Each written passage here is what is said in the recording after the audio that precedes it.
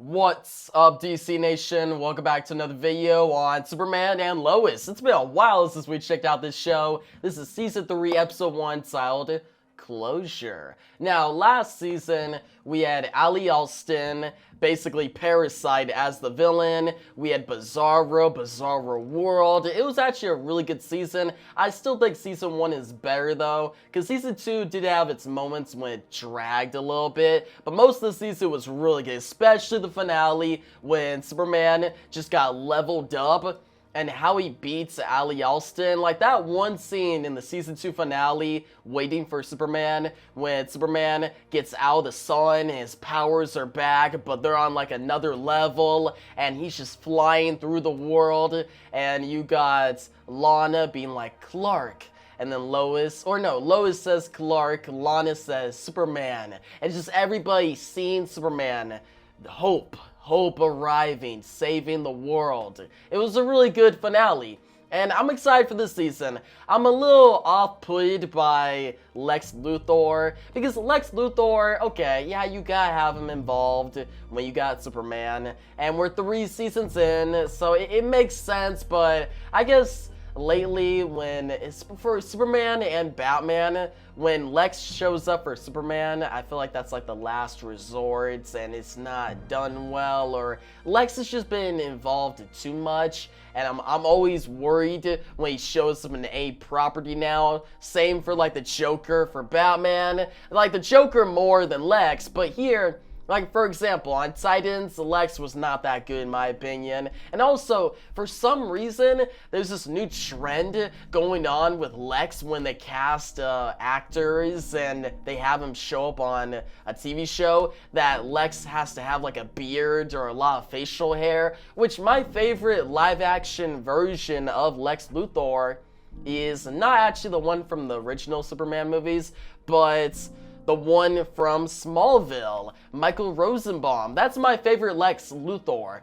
Like, he looks like Lex, he's clean shaven, no beard, he acts like Lex, and I like that. Now, the Lex for this show, we've seen some first looks, and he has a beard, but I'll let it slide for now, because he's in prison. That kind of makes sense, so maybe we'll see that beard get removed, and a good Lex look, but for now, I'm a little skeptical, but I'm trusting Superman and Lois. I love this show, it's a great show, and I trust it. Like, besides Lex, the first look of his character for the show, we also got the recast of Jonathan. Like, the original actor, he's gone, and we got all new actor, and usually in TV shows, that like ruins it. Like, that could be a big change that could take out viewers or change your opinion on the show. But for me, I trust this show. I trust the new actor will do a good job and the story will just move forward and we'll have more action, more stakes, and just a good season opener. So yeah, I'm excited for this episode. I'm not gonna lie though, I'm really tired. I just had training in Brazilian Jiu-Jitsu. For you guys who don't know, I train Brazilian Jiu-Jitsu, and yeah, that was some hard training, and it's late at night. Like, it's really like almost midnight, and I'm about to watch this episode, and I'm at that state where, you know, when you're so tired that if you just lay on your bed, you would just fall asleep, like, that quick. That's where I'm at right now. So I'm trying really hard to stay awake because I really want to watch this episode. If I don't watch it now, it'll be like a couple days till I do, and I don't want to wait that long. So yeah, just me being tired and still making this video, like, automatically give this video a like. Like, give it a like just for that reason. I'd really appreciate it. And yeah, guys, before we get to the episode, make sure you follow my socials. Twitter, TikTok, and Instagram. They all have the same username, lowercase DC_enthusiast1. Also, go check out my website, dcenthusiast.com, where you can watch all my full episode reactions, including the one for this episode. And yeah, guys, your latest reaction to Superman and Lois Season 3 starts now.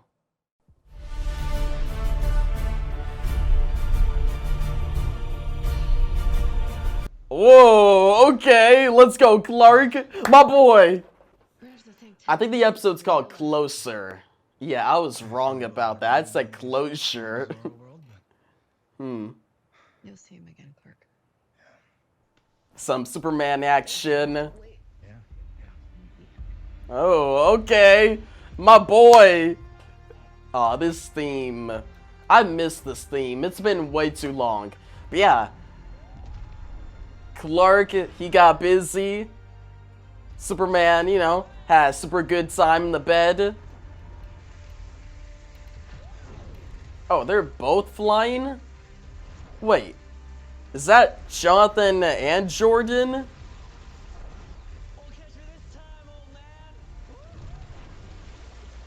Oh, okay. That's Clark and Jordan. They're just nah, he's about to catch you. Watch out, bro. Watch out.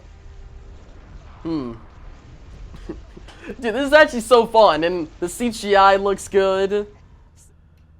Should've got Dad to help me. Your father's a terrible driver. Let's go. Bro, this is me. Lou, my mom, it's like you text or you take your eyes off the wheel, you're done. You're not driving, like, so strict. You can speed up. Dude, this is just like my mom. Literally. This monstrosity. Let's practice again in the morning in my car. Bro, Lois is... The part where she's like, watch out, and puts her hands out, that is such a mom thing to do. They got that on points. It reminds me so much. What if I get her clearance? You're still so nice to me, even after everything that's happened. Yeah. I care about you too, Jordan, but, you know, as a friend. Bro, ain't no way. Okay, I know I said in, like, my Justice League video that I wouldn't be pausing, but I gotta pause at this, bro. I just had to. And let's go back to the Lois thing. So she's pregnant, and I'm calling it now. That third child is gonna be the villain of the season. They might go that route. If they do, come back to this part in this premiere reaction video, alright? Maybe I'm just thinking too much out of the box, but I can see that happening. Like, why would they be setting up a third child? It's definitely gonna be like an important part of the season. Now, Jordan still caring for Sarah, and then Sarah immediately saying, no, we're just friends. Like, man. I had to pause because I feel for Jordan. I feel for him. He cares for this girl.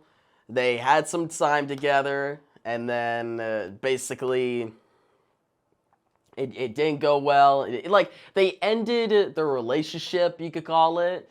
Their, you know, well... Yeah, their relationship on good terms, but now they're friends. But it's hard to move on as friends, especially like men and women. You know what I mean? Like, you guys tell me down below what you think about that. Me personally, I just think, I don't know, like, you could be acquaintances with women, and you could, like, from my perspective, you can hang out with different girls, hang out with women. Say like me, I'm a senior in high school, right? Hanging out with girls, hanging out with women. I'm gonna just say women. They're basically women now. They're 18. I'm 18.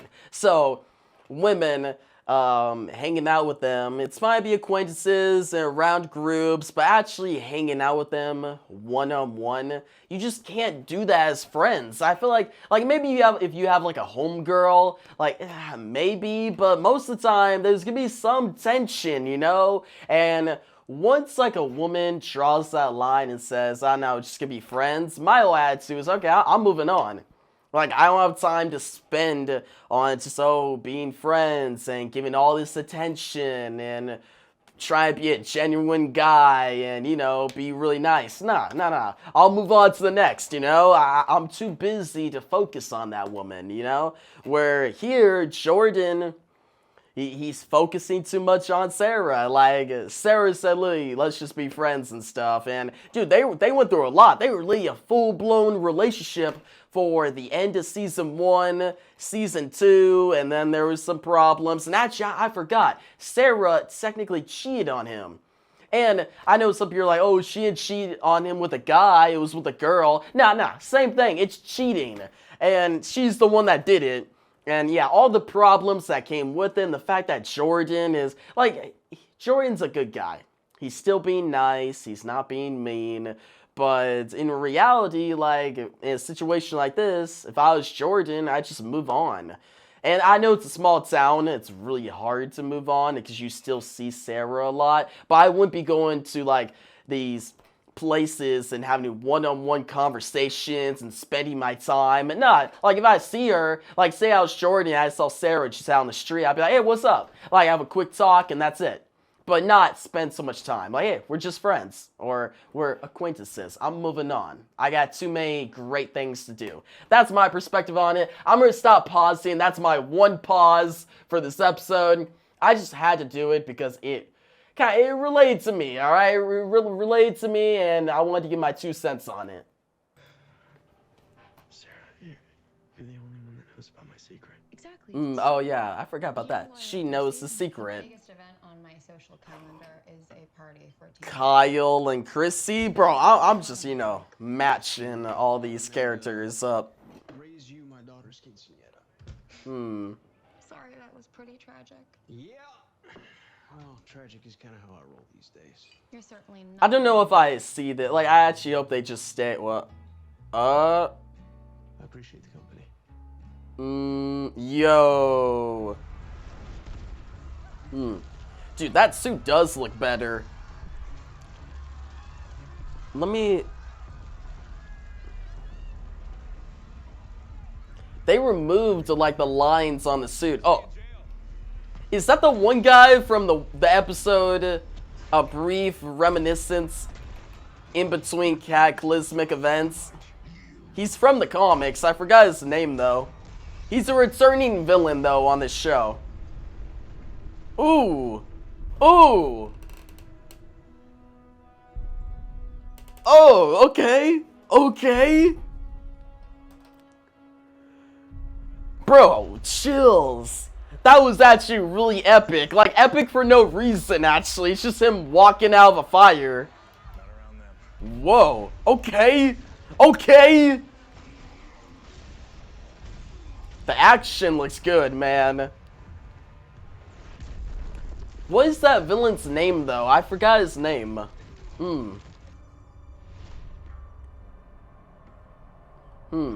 Broke his mask.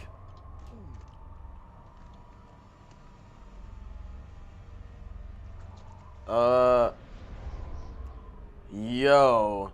He's not about to jump, is he? Who gave you powers? Okay, he's not about to jump. Wait, who? Who? I can't let them stop me. I have to finish this first. What?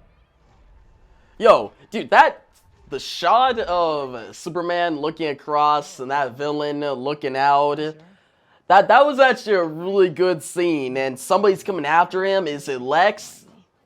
Maybe. Whoa, whoa! Yo, who just shot him? Dude, I got chills. This episode, it was so like chill and nonchalant, and now we're getting somewhere. Yo, what the heck? Who was that? Oh, and here's Kyle. Poor guy. We go from a happy... Whoa! They really did it. Kyle and Chrissy really did it. That guy's dead, I think. And who was the other character? It's been too long. Yeah, who is that guy? Yo. Dead. So if we increase the dosage, He'll just be more dead. Oh. Yo! right away.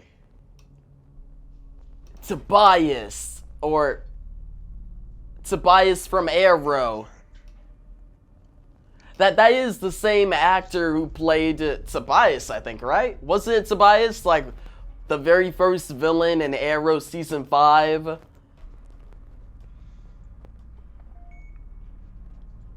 Who is that other character supposed to be? The one in the shadows? It appears to be working. Huh. Wait. Just like I told you.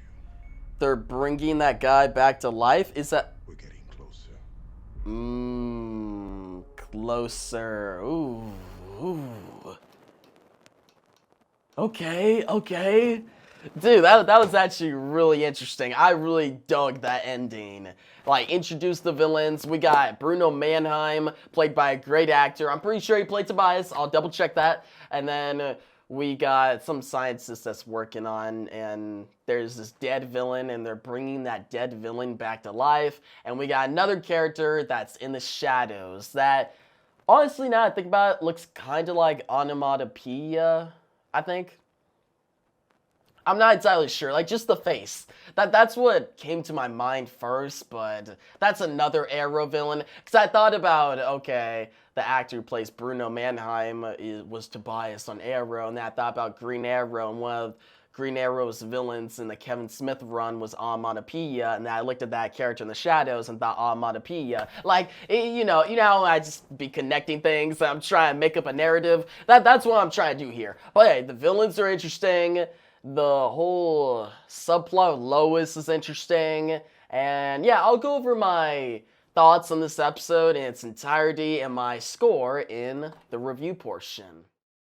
But yeah, guys, getting into the review portion of this video, I first want to talk about some new, intriguing foes for this season on Superman and Lois. So, in this episode, we have some Superman action. We see Superman face off against the Atom Man, and the Atom Man, he showed up in the Season 1 episode, I think it was episode 11, A Brief Reminiscence Between Cataclysmic Events. That was the episode where basically at the end, Tal-Rho took control of Superman, and that led into the next episode. It was one of the best episodes of Season 1 that had flashbacks to when Superman first came to Metropolis. Basically, Superman's origin and how he met Lois and fighting against the Atom Man. And this episode, we see the Atom Man. He's out of prison. Basically, he was supposed to die in he's supposed to die in a couple of weeks because he had a tumor, but he's been out of jail for 3 months and he's still alive. How is he still alive?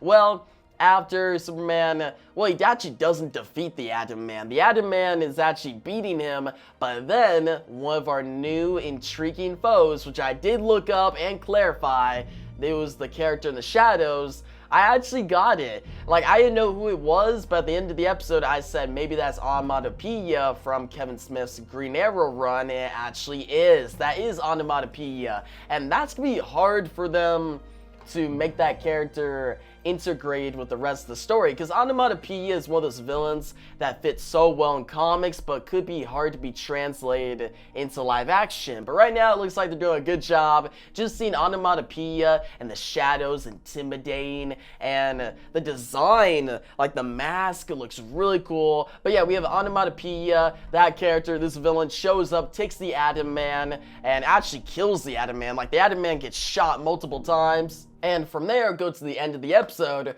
we see Bruno Mannheim, played by the same actor who played Tobias Church, the first villain of Arrow Season 5. So, you know, some Arrowverse connections. I know this show is not in the Arrowverse anymore, but it's just cool to have, you know, actors from that universe in this show.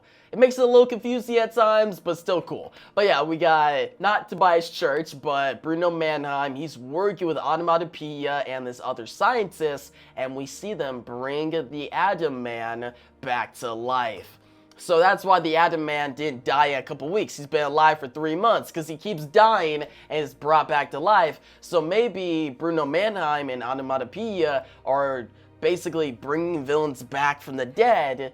And that could be very interesting. I wonder how Lex is going to be involved here. Like, what could him being incorporated in the story, how could that unfold? What could Lex add to the story?